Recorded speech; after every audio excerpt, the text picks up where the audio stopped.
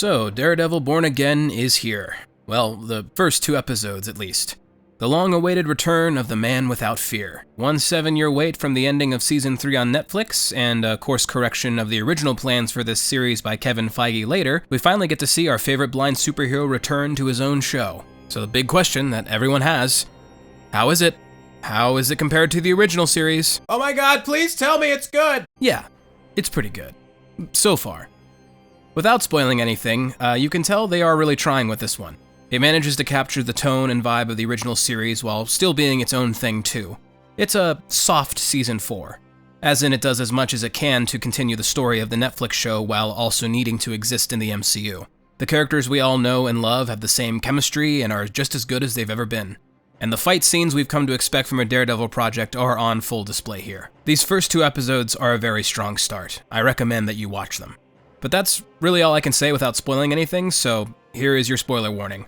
I'm not going to go too in-depth because I'm not an Easter egg hunter, and with this only being the first 2 episodes, I can't fully dissect this without having the full scope, so I'm just going to give my thoughts on a few things that stood out to me and what I liked and disliked. First off, the action. The brutal, bloody, and grounded action is back, due mostly to stunt coordinator Philip J. Silvera. Silvera worked on the original series, so making the choice to bring him back was a wise decision. Something the new Star Wars shows should have done with Nick Gillard. They start us right off with the classic Daredevil oneer, where Daredevil and Bullseye fight in Josie's bar. Seeing this kind of fighting again really brought a smile to my face, and it is just as brutal as you would hope for. Bullseye's throwing knives right into Daredevil's armor while smacking pedestrians aside. Daredevil just takes each hit and barrels forward with absolute brute force.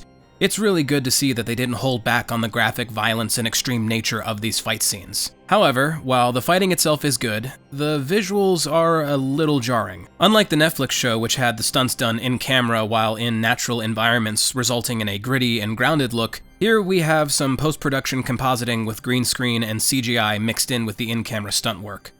And this adds a kind of weird filter over this particular fight scene. Yes, the modern Disney look that we have seen in some of their other recent projects is very much present, and when mixed with the natural, realistic fighting style that we've seen from Silvera in the past, it results in a semi-unnatural, polished look. It isn't enough to fully take you out of it, but it is noticeable, especially when compared to the OG. Also, them putting the oneer here at the beginning isn't my personal preference. I mean, I get why they did it, it's an effective hook for the series, but I personally would have liked to seen it a little bit later, maybe with the Punisher too. But again, it's only the first 2 episodes, so maybe they'll do another one.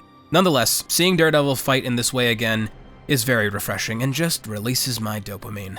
Also, this opening fight is the only time we see Matt in the suit for these first 2 episodes. The only other action after this are a few small skirmishes that don't last very long. But that's not a bad thing by any means. The bulk of what's on display here, much like the original, is devoted to character development. Mainly setting up the new characters, their relationships with one another, and how they're all reacting and settling into the story that's only just beginning. And if you saw my last video, you know how fucking happy that makes me. And speaking of characters, that's another thing that this series does well to match the original series. Matt and Fisk feel just like they always have. Charlie and Vincent are just as good as ever, and we get some great setups for what challenges they'll need to overcome in this new story. The biggest one, spoiler warning again. Oh my god, it's a spoiler. Please listen, it's a spoiler. It's a really big spoiler.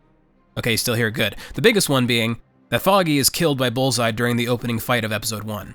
This completely shapes where Matt is for the rest of these 2 episodes, and most likely the rest of the season. We jump ahead 1 year right after the opening tragedy to find that Matt has left Daredevil to become solely a full-time lawyer, even starting his own firm. He doesn't want to be Daredevil anymore, or allow himself to go there again. He feels that Daredevil failed Foggy, and the only way to honor his legacy is to put faith back in the system. But that faith is shaken once Fisk reappears, showing him that there is a reason the people of New York need the devil of Hell's Kitchen. He tries to cling to a normal life with his own law practice and even gets a girlfriend during the first episode. But try as he might, the return of Fisk now as mayor of the city and another vigilante needing his help causes the devil within him to come back out. But can I just say real quick how much I fucking love Charlie Cox as an actor. I mean, the range he has with this character, it's not just impressive, it's inspiring. I mean, just for one example, when he hears Foggy's heart stop and shoves Bullseye off the roof, oh man, I mean, we feel his pain. His acting is just so believable and raw, and honestly, that's all I really wanted to see again more than anything else. And that's equally matched once again by Vincent D'Onofrio. His Wilson Fisk is still menacing and intimidating, making us unsure of what he's going to do next. But while his character is still good, this brings me to another issue I have, which is simply trying to understand how Fisk is here. I know he's been in other MCU shows, and this takes place after them, but I mean, how has he been here at all? Since this series is now very much a continuation of the Netflix series, Fisk should still be in prison after the events of Season 3. And at no point in those other shows, or even in this one, is it explained how he's a free man, able to go about his normal operations. Maybe it was something to do with the snap? I'm not sure. This is just one of those plot holes that could have a number of explanations, both within the story and from the real-life events of how this character was handled before they made the choice of continuing the original series. It just makes his placement here a little fuzzy on the details. These are the small things where, as much as this series is trying very hard to continue the story from Netflix, because of how this character has been handled in past projects, there are just a few holes and no clear explanation of how he got here. They do show, though, through these vignettes of everyday New Yorkers, the police commissioner, and some other references that there is still very much a disdain for Fisk's character in this world. So it's not like his prior actions in the Netflix series have been forgotten. Again, it's not a huge problem, and it doesn't break the series by any means. It's just a thought that I and others have. But other than that, Vincent and Charlie's performances are still pitch perfect. Their conversation in the diner feels straight out of the original series, and them having this battle of wits almost like they're playing a chess game is just so faithful to what we know about these two.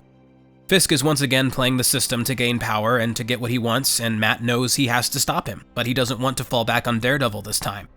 We have a great setup with Matt's new girlfriend being Fisk and Vanessa's counselor, Matt representing the White Tiger, and overall, it just feels like there are stakes again. Everyone introduced has a part to play. You can cut the tension with a knife. And that's what the tone of the original series was. And yeah, that's really all I have. So far, so good. It isn't exactly like the original series, but it's damn close. It feels like they're really trying again, and I give a lot of props to Kevin Feige for being able to realize the error of his ways and bring back so many of the original team in order to make this series great. There are other little things too, like the opening title not being the exact same. Why did Bullseye go after Karen and Foggy instead of Vanessa? Some of the new characters do have the MCU-esque cringe factor, but most of them fit in naturally and have a stake in the story. I know some feel very divided on Foggy's death, but I think it serves a great purpose to Matt's character for this new story they're trying to tell. I do think Karen shouldn't have just been written out, her moving to San Francisco right after Foggy dies. I mean, she could have just as easily stayed on with Matt as he opens his firm, but again, this is only the first 2 episodes, and we won't know for sure until this all plays out. I personally didn't want this to just be a carbon copy of the original series, so I'm fine with these choices as long as it services the rest of the story we're going to watch over the next few weeks. And hey, we haven't even seen The Punisher or Muse yet, so there's still a lot left to see and be excited for. All in all, it's a very promising start, and these first 2 episodes have a lot to enjoy, especially if you are a fan of the original series. And to anyone immediately saying that this is just as bad as any of the other MCU TV projects, you need to seriously get your head examined, because this could have started off a lot worse. I'm not going to give a rating or anything like that, again, because it is just the first 2 episodes, so instead I'll say, please do yourself a favor and watch it. I think you'll have a good time.